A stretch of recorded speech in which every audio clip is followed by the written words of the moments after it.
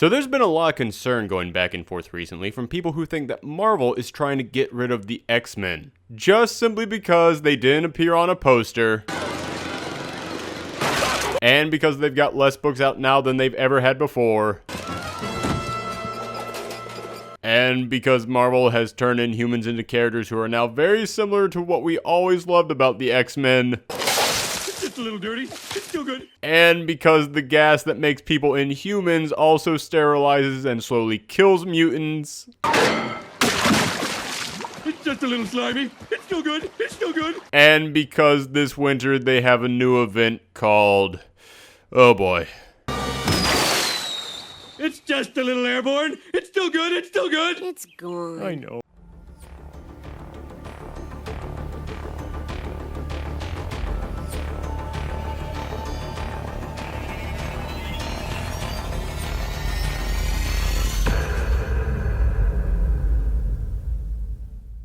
Alright, so today on ediTHORGIals, we're going to be looking at the question, is Marvel trying to get rid of the X-Men? And I know that some of you might be wondering, hey, the ediTHORGIals are meant to be opinion pieces.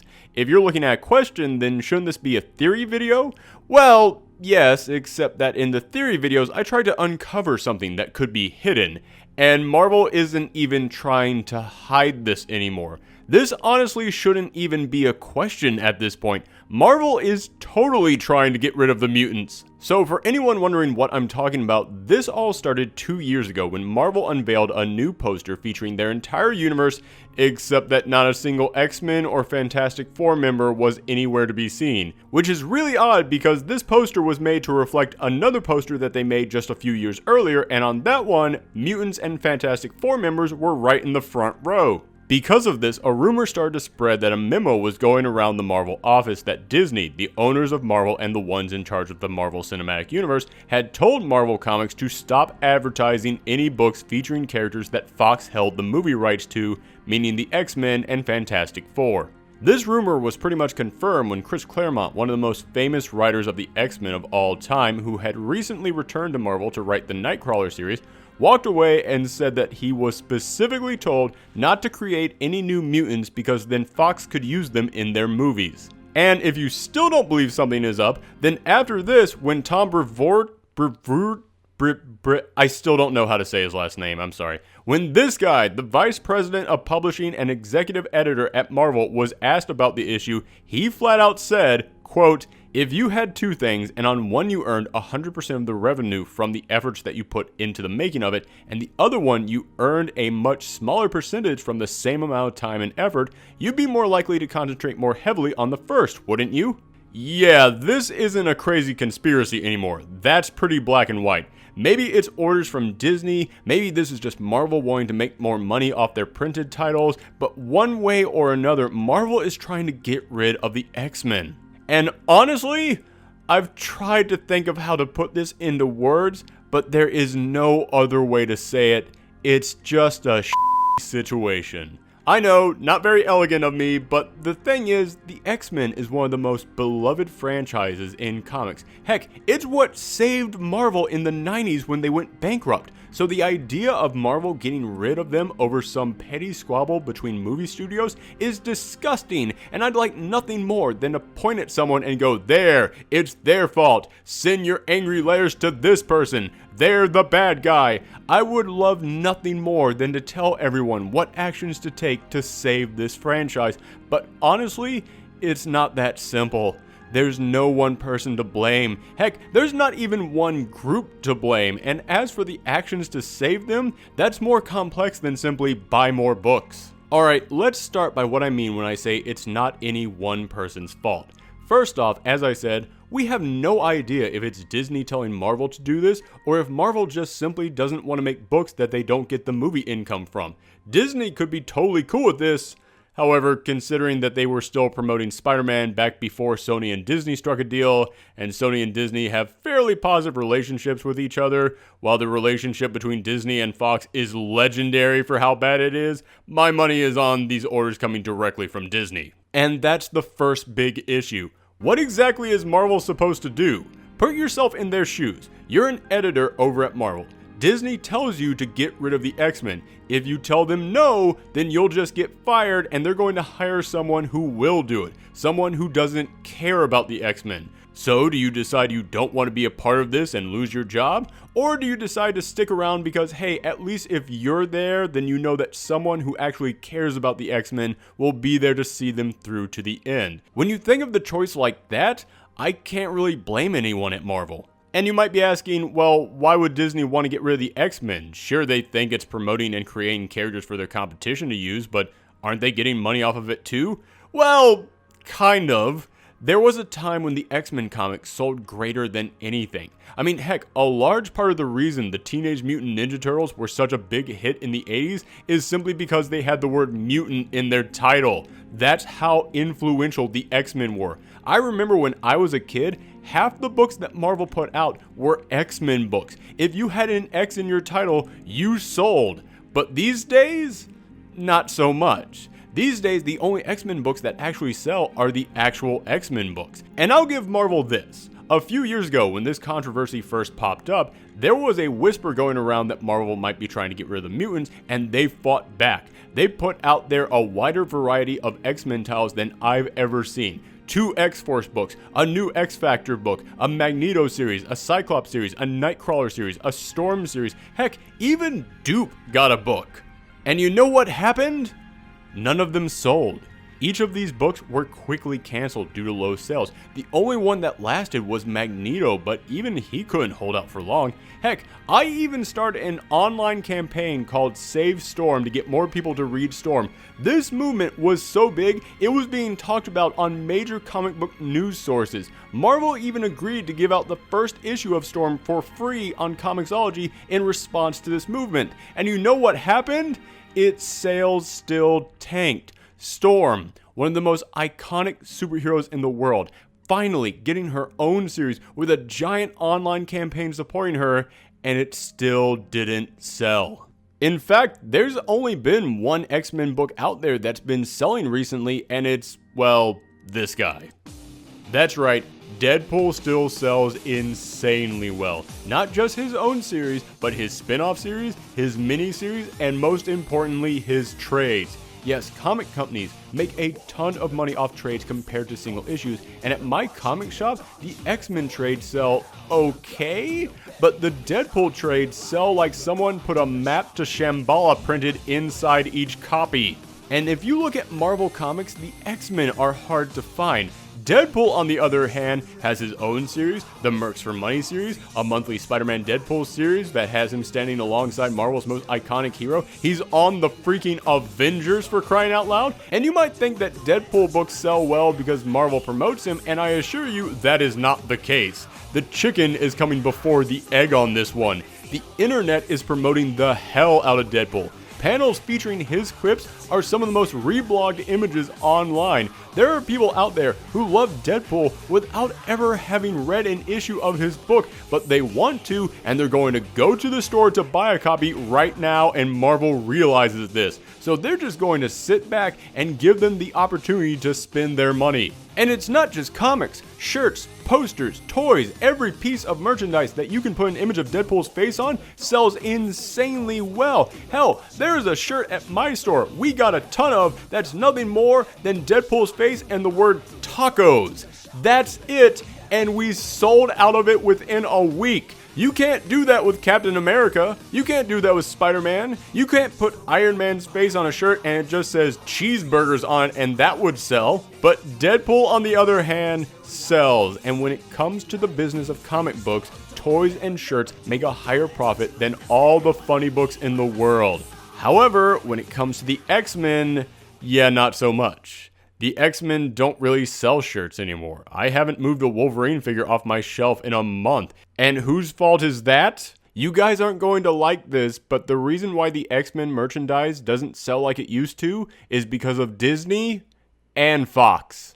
It's Disney's fault because, well, it's pretty obvious that Disney is telling companies to stop making X-Men toys and statues because Marvel and Fox share merchandising rights, meaning that any money that they make off the merch would then be divided up among themselves and Fox. That's what It's what this guy meant when he said that he wanted to focus on books that they made 100% of their money from. So yeah, Disney is purposely hiding their X-Men merchandise because they would rather get this much rather than this much. However, X-Men merch does still exist. It might be less than it used to be, but it's still out there, and as I said, it's not selling like it used to, and that's because the other half of the blame falls on Fox. I know, trust me, I learned from my review of X-Men Apocalypse that there are die-hard fans of the X-Men movies who believe that that company can do no wrong and they are perfectly capturing the X-Men, and that's a discussion for another day. But they are the reason why X-Men merchandise does not sell. The reason why is because Fox started making their X-Men films back before Disney came in and said, hey, what if we made superhero movies like, I don't know, superhero movies? And back before that, the idea of making a superhero film where everyone actually acted like a superhero was, well, kind of frowned upon as stupid kid stuff. And to Fox's credit, the most recent examples of that had been pretty disappointing. And even when they did try with the Fantastic Four, they were met with pretty harsh criticism. Although I do have to say, them making the Fantastic Four superheroes was not the problem with that movie. So because of that, the X-Men films always leaned way more towards the realistic take on these characters, which is fine. I know that I come in here from time to time and criticize superhero movies for going in the dark and edgy direction and trying to make everything quote-unquote real world, but in all honesty, the X-Men have many characters who are tied to real-world events, and they're meant to be a metaphor for discrimination in the real world. So if there was any franchise you could do a real-world take on, it's the X-Men. However, if you're going to do that, then you have to realize that decision comes with consequences. And those consequences, if you don't put them in costumes, nobody is going to buy your merch. Let me ask you something. What sounds like a better idea for a shirt? Wolverine's face from the comics? Or Wolverine's face from the movies? From the comics. You know why? Because his face from the movies is just going to be a picture of an angry Hugh Jackman. And no one is going to buy an action figure of Cyclops from the movies because his action figure is just going to be dude in black leather suit. And even if Marvel puts out figures that look like they do in the comics, the people who come to know these characters through the movies will just look at them and go, oh, I guess that's what they look like in the comics. Whatever, and then toss them back. Fox's need to keep the X-Men away from their sillier being in finger quotes by the way, from their sillier comic book selves has indeed kept Marvel from getting as much income as they could off this franchise. And honestly, that's what needs to change the most. I mentioned that Deadpool sells incredibly well on all fronts, and it was largely thanks to the internet keeping him alive, pointing at him and why he was awesome and encouraging people to go and check him out, and they did that by embracing what made him work, by embracing the comic book side of him. And because of that, his merch still sells so much that Disney looks at it and goes, wow, even if Fox gets some of this, there's still enough here for us all to retire on, so sure, we'll keep making Deadpool shirts. Fox, on the other hand, they didn't want that version of Deadpool. They wanted this version of Deadpool. It is well documented how much Ryan Reynolds fought to get Deadpool done right, and Fox kept shutting him down at every turn because they thought that was too silly. Reynolds had to put up some of his own money and leak a test footage to the internet before he could finally convince them to make a real Deadpool movie. And you know what happened after that Deadpool movie came out? His books sold even more, his trades sold even more, his merchandise sold through the roof because this sells way better than this. And that's why I say there's no one person to point the blame at. Marvel should be willing to support the X-Men. They should be willing to let their books slide even if they don't sell like they used to, and if their merch doesn't sell that much, because darn it, it's the X-Men. It's a beloved part of their universe, a part that carried them through their darkest times, and Disney should realize that these comics don't advertise the movies half as much as the movies advertise the comics, but at the same time, as I just said, the movies don't really advertise the comics anymore. And even if they did bring in merchandising sales, Disney would only get part of that. But what are you going to do? Tell Fox to make the movies more like the comics so that way they can sell the comics? Or give Disney full rights to the merchandise? Fox isn't going to give Disney that kind of money. Fox would rather make a dozen movies starring this guy than make one movie that gives Disney money. So, as I said, it's just a situation. There's no one to blame. Just a bunch of people you need to sit down and tell to act like adults, but they're not going to. However, there is one thing that I have to bring up, and this is something that can be changed. Marvel, if you're going to get rid of the X-Men, could you at least send them out with some respect? You had to get rid of the Fantastic Four for the same reasons. They belonged to Fox and they weren't bringing in enough money anymore. But you know what you did with them? You had Reed Richards go up against Doctor Doom one last time in their biggest, most climactic battle ever, settling everything left unsaid between the two of them. And in the end, Reed saved the universe, and he and Sue and the rest of their family went off into the stars to build a brand new universe, while Johnny got to go off and be a hero with the Avengers, and Ben got to join the Guardians of the Galaxy, finally becoming the astronaut that he had started out as all those years ago.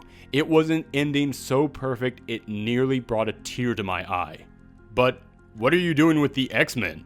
You tried to replace them with the Inhumans, a team of space royalty, and you're trying to turn them into X-Men Light, and the cloud of gas that turns people into Inhumans is toxic to mutants and makes them sterile so that there can never be any new mutants, and it slowly kills them in the most painful way imaginable? Heck, you've already killed off some of the biggest X-Men ever off screen. Marvel! What the f***? Again, sorry for the potty mouth, but seriously, this is mind-boggling. The Fantastic Four gets the tribute they deserve, but the X-Men, you run over with your car, then stop to check your mirror, then back up again just to make sure that they don't get back up? Why? I've brought it up all throughout this, but the X-Men are a franchise that has meant so much to so many people, have provided some of the most memorable and important characters to your universe, and saved your company when you needed them most, but you're treating them like they just kidnapped Liam Neeson's daughter. Fox, if you give the movie rights back now, then I will walk away, and that will be the end of it. But if you hold on to those rights, then I will find every mutant, I will hunt them down, and I will kill them. It is flat out insulting the way that you're trying to send these characters off. Hell, it's so upsetting, I can only imagine you're trolling us. And after all is said and done, you'll just pull back the curtains and go, yeah, we were just screwing with you. Here are all the mutants. They're fine. And beyond upsetting, it doesn't even make sense. There's a cloud going around the planet that creates Inhumans but is poisonous to mutants and kills them? Are you kidding me? A cloud? The leader of the mutants is a woman who literally controls the weather. Oh no, the giant cloud of death is approaching and— oh wait, Storm pointed her hand at it. Problem solved, everyone. It's going back out to sea where it won't harm anyone. And you've got one of the smartest minds in the Marvel Universe working with the X-Men and the Inhumans. You mean to tell me he can't think of a way to contain a cloud? You can contain ghost, gods, pocket universes in these comics, but you can't make a vacuum big enough to suck up a cloud? And the Inhumans? Listen, I love the Inhumans. If you want to make the Inhumans a thing, then I am all for it. Totally cool with that. I've loved these guys for a long time, but they're not the X-Men. They're a royal family with histories that go back centuries, with different factions and leaders trying to backstab each other and scheme and rage and war and rule with nobility and honor but a strict fist. The Inhumans aren't the X-Men. You know what they are?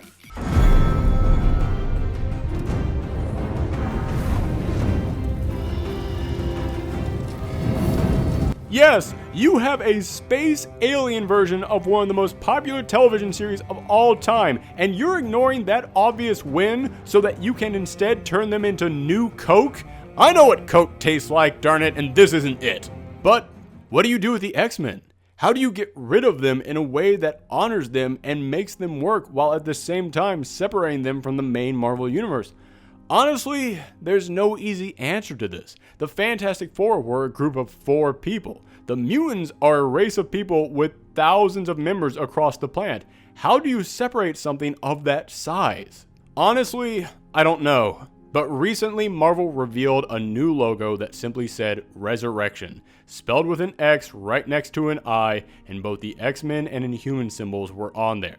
Now, it's going to be a while before we figure out what this means, but many people have theorized that Marvel is going to merge mutants and Inhumans into one thing, into some new race, a race that they would own the rights to. And honestly, if you had told me about this a year ago, I would have said it was stupid. I would have said it was a disrespect to both the X-Men and the Inhumans, and it takes away what made both of them special and unique, and would just be turning the X-Men into a constant marketing machine for the Inhumans. However, after seeing this, after seeing so many mutants die off, after seeing the non-stop fountain of crap being poured on the mutants, even by mutant standards, hell man, I'm just exhausted. Marvel, congrats. You won. You rope-a-dope me. You beat me down to the point where I'll just throw my hands up and say, do what you gotta do. If this keeps the mutants around, if this keeps Rogue and Dazzler from dying from Mpox, if this keeps Nightcrawler from going insane, if this keeps the rest of the X-Men from getting infected and we can get some new X-Men stories, and all we have to do is call them Inhumans from now on, fine. I'm not happy about it, but you win. And honestly, it's probably the smartest idea for Marvel at this point. Disney wants the mutants gone and the Inhumans to become a thing, so if you turn the mutants into Inhumans so that you could keep these characters that everyone knows and loves, but every time that they popped up in a book, they were basically just promoting the Inhumans instead of the mutants. Again, not happy about it, not looking forward to it, just too tired to fight it. It's almost like someone breaking into your house with a gun and saying that they're going to kill you, but then in the end they say, well, how about I just take your couch? I don't want them to take my couch. I like my couch. I want my couch where it is. But if it keeps me safe and it keeps something worse from happening, fine, take my freaking couch. But I will finish off with this. Disney, I get it. You want to screw over Fox. But remember, as bad of a relationship as you have with them, they've still done business with you on these properties before. You have gotten some properties back. So it is possible you will one day get the X-Men back. It might not be for years, but we all know that day will one day come. And when you get them back, everyone will be excited. Everyone will be looking forward to what you do with them. And they'll run off to the comic book store ready to see what the X-Men are up to. So you have to ask yourself, what are they going to find when they get there? This is like finding out that someone is living in your old house and you want to move back in. So you throw rocks at the windows, paint the walls a hideous color, unleash termites into the wood, bed bugs into the cushions, and then drive your car through the wall, and then finally they say, alright, fine, we'll move out. You can have the house back. Congrats! You have your house back. But think about the state that that house is in. Think about what you've done to it and the fact that you now have to live there. Don't screw over the X-Men so much that there's nothing there for you to work with when you finally get them back. Alright everyone, that's it for today's editorials. This was a big one. I've been working on it for a while, and honestly, I'm just exhausted. But let me know in the comments down below how you feel about the whole X-Men situation over at Marvel. What do you think that this whole resurrection thing is going to be? Honestly, I just want to hear from you guys. So just share your opinions down below or on Twitter and Tumblr at Professor Thorgy. But for now, I'm just going to say thank you guys for watching this. If you want to see more fun, geeky stuff from me, then make sure that you click that subscribe button. And also, if you want to help support the channel, the easiest way to do that is just to give us a thumb up and to share these videos around the web. This has been Professor Thorgy saying, thanks for watching.